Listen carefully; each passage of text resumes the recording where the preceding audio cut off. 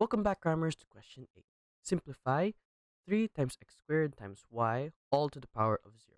Now, any value, no matter how big, to the power of 0 simply equals 1. So this value is equal to 1. You write here 1. Factorize x squared minus 5x minus 36.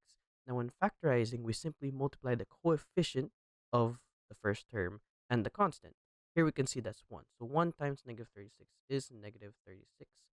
Now what we're trying to do here is trying to find two factors that when multiplied equal negative 36, but when added together equal negative 5. I can see here already that negative 9 times 4 is equal to negative 36, but negative 9 plus 4 is equal to negative 5. So we can write here x squared negative 9x plus 4x minus 36.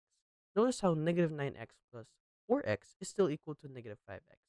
So this is still equal to our first equation. Now we factorize x into x minus 9. And here we have 4.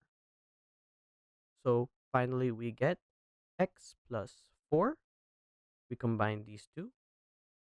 And we get x minus 9.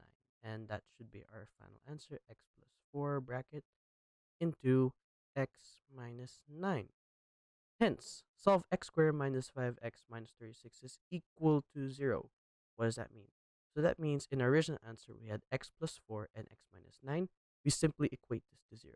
So if x plus 4 is equal to 0, we bring that to the other side, then x is equal to negative 4. Same for the other one. If x minus 9 is equal to 0, then x is simply equal to 9. So we can write here x is equal to negative 4 and x is equal to 9.